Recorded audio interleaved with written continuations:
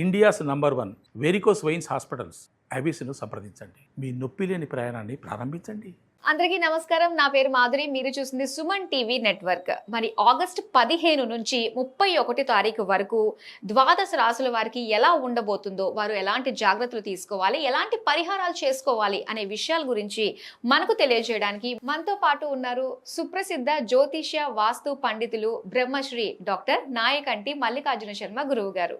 నమస్కారం నమస్కారం అమ్మా. గురుగారు, ఇక వృషభ రాశి వారికి ఆగస్టు 15 నుంచి 31 తారీఖు వరకు ఎలా ఉండబోతుంది అంటారు? తప్పకుండా. ఓం శ్రీ గురుభ్యో నమః.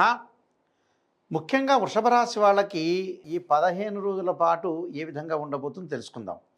ముందుగా వృషభ రాశి వాళ్ళ యొక్క ఫలితాలు తెలుసుకునే ముందు గ్రహాల యొక్క సంచారం అనేది ఎక్కడుందో తెలుసుకుందాం.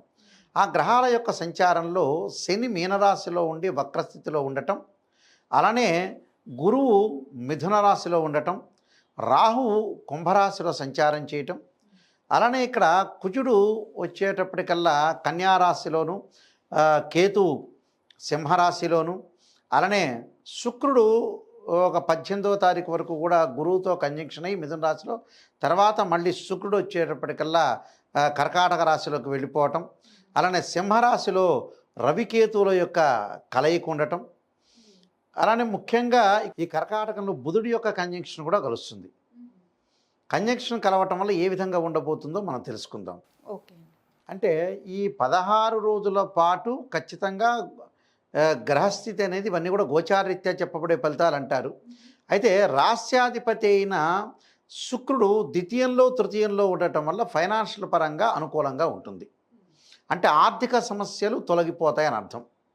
ఆర్థిక పరంగా అనుకూలంగా ఉంటుంది. అంటే శుక్రుడు సుఖాన్ని భోగాన్ని సౌఖ్యాన్ని ఇచ్చేవాడు. అలానే ద్వితీయ స్థానంలో గురువు ఉన్నాడు. ఉండటం వల్ల ఇక్కడ శుక్రుడు కొన్ని రోజులు మాత్రమే ఇస్తాడు వీళ్ళకి, నిజం చెప్పాలంటే. ఎందుకంటే రాస్యాధిపతి ద్వితీయంలో ఉండి 18వ తారీఖు తర్వాత తృతీయంలోకి వస్తాడు. తృతీయంలోకి వచ్చిన తర్వాత శుక్రుడు అంత పెద్ద మంచివాడు కాదు. ఓహో. అది క్లియర్గా.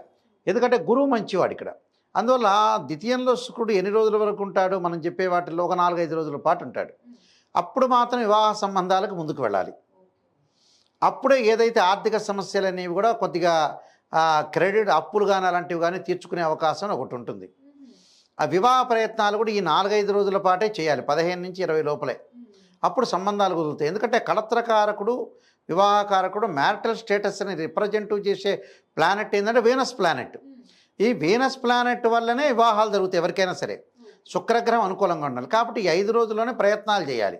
ప్రయత్నం చేసి కొద్దిగా ముందుకు వెళ్ళామనుకోండి, తర్వాత శుక్రుడు బాగాలేపన కంటిన్యూ అయిపోతుంది. కాబట్టి వివాహ ప్రయత్నాలు అలానే వాహనాలు కొనుగోలు చేయటం కూడా ఈ 5-6 రోజుల్లోనే కొనుగోలు చేయాలి. అంటే 15వ తారీఖు నుంచి 20వ తారీఖు లోపల. అలానే ద్వితీయంలో గురువు ఉన్నాడు. ద్వితీయంలో గురువు అంటే ఏంటంటే వీళ్ళకి లాభాధిపతి గురువు అయ్యాడు. ఇక్కడ లాభాధిపతి ఏదైతే గురువు అయ్యాడు, అలానే ఈ గురువు వల్ల కూడా చాలా మంచిది. లాభాధిపతి అయ్యాడు, అష్టమాధిపతి గురువు అయ్యి ద్వితీయ స్థానంలో ఉన్నాడు. ద్వితీయంలో గురువు ఉంటే చాలా మంచివాడు. ఆర్థిక పరంగా పుంజుకుంటారు, ఉద్యోగపరంగా ప్రయత్నాలు సఫలీకృతం అవుతాయి. దాని ద్వారా వ్యాపారం అనే నూతన వ్యాపారాల్లోకి ముందుకు వెళ్ళటం, వ్యాపార పరంగా అనుకూలంగా ఉండే అవకాశాలు ఎక్కువ ఉంటాయి. ఫైనాన్షియల్ పరంగా ట్రబుల్ లేకుండా ఉండే అవకాశాలు ఖచ్చితంగా ఉంటాయి. సంతానం ద్వారా ఇబ్బందులు లేకుండా సంతానం డెవలప్మెంట్ అయ్యే సూచనలు బాగా ఎక్కువ ఉంటాయి. అందువల్ల గురువు బలం అనేది చాలా ఎక్కువగా ఉంది. అంటే గురువు అనుకూలంగా ఉన్నాడు. గురువు వల్ల మంచి పాజిటివ్ రిజల్ట్స్ వచ్చే అవకాశం ఖచ్చితంగా ఉంటుంది. కాబట్టి గురువు వల్ల ఉద్యోగ ప్రయత్నాలు చేసుకోవచ్చు, నూతన వ్యాపారాలు పెట్టుబడి పెట్టుకోవచ్చు. ఆర్థిక సమస్యలు ఫైనాన్షియల్ పరంగా పొజిషన్ ఉంది, అనుకూలంగా ఉండే అవకాశం ఖచ్చితంగా ఉంటుంది.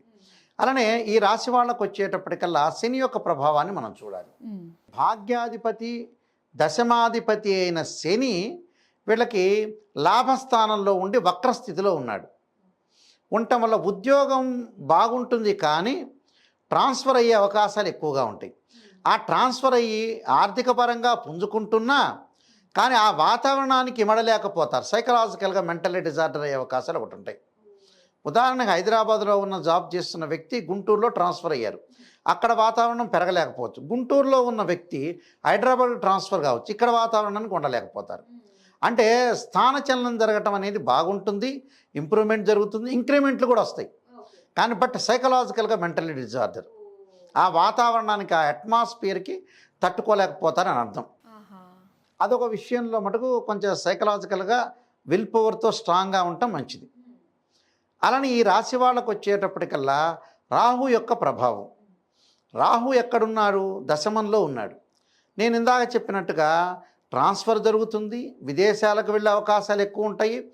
దాని తర్వాత మానసికంగా కూడా కొంత ఆందోళన కలిగే అవకాశాలు ఎక్కువ ఉంటాయి. సైకలాజికల్గా మెంటల్లీ డిజార్డర్ లేకుండా స్ట్రాంగ్గా విల్ పవర్తో ఉండటం మంచిది. తర్వాత మిగతా గ్రహాల యొక్క కలయికను మనం చూస్తే తృతీయ స్థానంలో వీళ్ళకి బుధుడు ఉన్నాడు. తృతీయ స్థానంలో బుధుడు అంటే ద్వితీయాధిపతి పంచమాధిపతి బుధుడు తృతీయంలో ఉండటం వల్ల వ్యాపారంలో పెట్టుబడులు పెట్టచ్చు, కానీ ఎవరిని తొందరగా నమ్మకూడదు. నమ్మినట్టు మాత్రం నటించాలి. బుధుడు మంచివాడు కాదు. అక్కడ బుధుడు 2, 4, 6, 11 స్థానాల్లో మంచివాడు యాక్చువల్గా. ఈ తృతీయ స్థానంలో ఉండటం వల్ల అందులో ద్వితీయాధిపతి పంచమాధిపతి బుధుడు తృతీయ స్థానంలో ఉండటం వల్ల బుద్ధి కోల్పోకూడదు. అంటే వివేకంతో మాట్లాడాలి. ఎదుటివాడి యొక్క ఆలోచనలు బట్టి మన ఆలోచనలు మారాలి. ఇప్పుడు ఉన్న వ్యాపారం చేస్తున్న వాళ్ళు ఎవరైతే ఉంటున్నారో భాగస్వామ్య వ్యాపారం, వాళ్ళు కొద్దిగా మాట్లాడే విధానంలో కొన్ని మార్చుకోవాలి. పెట్టుబడులు అనేవి పెట్టుకోవచ్చు, కానీ బట్ ఎవరిని తొందరపడి నమ్మకూడదు. అంటే ఎగ్జాంపుల్ ఎలా అంటే కొంతమంది పెట్టండి అంటారు, వాళ్ళకు వచ్చేదేమో లాసే కదా, వాళ్ళకు పోయేదేం లేదు. వీళ్ళకి ఎవరైతే క్యాపిటల్ అమౌంట్ పెడతారో వాళ్ళకి లాస్ వచ్చే అవకాశాలు ఉంటాయి. కాబట్టి ఎక్కువగా వ్యాపారంలో డబ్బులు పెట్టేటప్పుడు కొద్దిగా చూసుకొని పెట్టడం అనేది చాలా మంచిది. ద్వితీయంలో గురువు బాగున్నాడు, ఆర్థిక పరంగా వాళ్ళు పుంజుకుంటారు.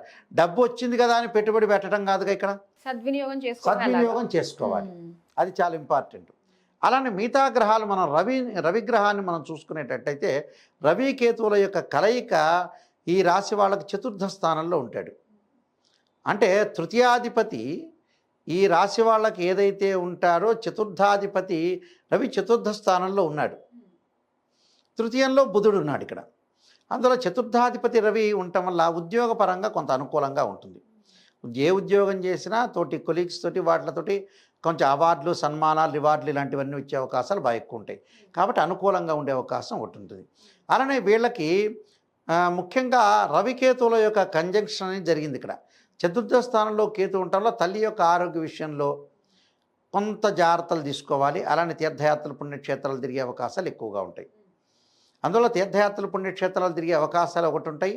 అలానే పంచమ స్థానంలో కుజుడి యొక్క సంచారం వల్ల సంతానం గురించి కొంత ప్రయారిటీ అనేది ఇవ్వాలి. అయితే విద్యార్థులకి మటుకు అనుకూలంగా ఉంటుంది. చదువు పట్ల ఆసక్తి బాగా పెరుగుతుంటుంది.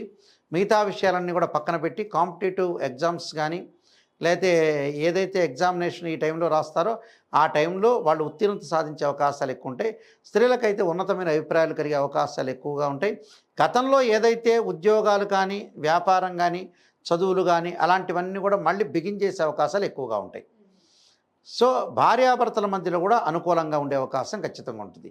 అంటే గతంలో ఏదైతే డిఫరెన్స్ ఆఫ్ ఒపీనియన్స్ ఉన్నాయో అలాంటివన్నీ కూడా పోయి వాళ్ళు మంచి బాండింగ్లో ఉండే అవకాశాలు ఖచ్చితంగా ఉంటాయి. కాబట్టి సో మనకున్న గ్రహాల్లో వృషభ రాశి వాళ్ళకి బాగున్న గ్రహాలు ఏమిటంటే గురువు నెంబర్ 1 స్థానంలో ఉంటాడు, ఫస్ట్ పొజిషను. అలానే శుక్రుడు ద్వితీయ స్థానంలో ఉన్నంత వరకు బాగుంటాడు. అంటే ఈ 2 గ్రహాలు బాగా ఎక్కువగా ఉంటాయి. గురువు బ్రహ్మాండంగా ఉంటాడు, అలానే రవి మధ్య రకంగా ఉండే ఫలితాలు ఎక్కువ ఉంటాయి. కాబట్టి కొన్ని ప్రికాషన్స్ తీసుకొని ముందుకెళ్ళటం చాలా ఇంపార్టెంట్. అయితే ఎలాంటి పరిహారాలు చేసుకుంటే ఇంకా మంచిది? వీళ్ళు తప్పకుండా పరిహారం చేసుకోవాల్సింది ఏంటంటే విష్ణు సహస్రనామం పారాయణం చేయటం ఒకటి. దాని తర్వాత కొంచెం నవగ్రహాల యొక్క ప్రదర్శన చేయటం అనేది చాలా ఇంపార్టెంట్. శని యొక్క ఆరాధన అంటే నీలాంజన సమాభాసం రవిపుత్రేమాకృజం ఛాయా మార్తాండ సంభూతం తం నమామి శనైశ్వరం అనే మంత్రాన్ని, అలానే స్త్రీలు వచ్చేటప్పుడు లలితా సహస్రనామం పారాయణంతో పాటు చక్కగా అమ్మవారి యొక్క ఆరాధన చేయాలి. అంటే మహాకాళి, మహాలక్ష్మి, మహాసరస్వతి ఎవరినైనా కూడా ఆరాధన చేసి ముందుకు వెళ్ళాలి. వివాహం కాని స్త్రీలు ఎవరైతే ఉంటారో పార్వతీదేవిని ఆరాధన చేయాలి. అబ్బాయిలు వచ్చేటప్పటికల్లా ఎవరైతే వరుళ్ళు ఉన్నారో పరమేశ్వరుడు యొక్క ఆరాధన చేయాలి. అంటే శివాలయం ప్రదర్శనలు కానీ, శివాలయంలోకి వెళ్ళటం కానీ, ద్వాదశ జ్యోతిర్లింగాల దర్శనం చేసుకోవడం వల్ల మంచి జరిగే అవకాశం ఖచ్చితంగా ఉంటుందమ్మా. చాలా సంతోషం గురుగారు. వృషభ రాశి వారి ఫలితాలు తెలియజేసినందుకు ధన్యవాదాలు.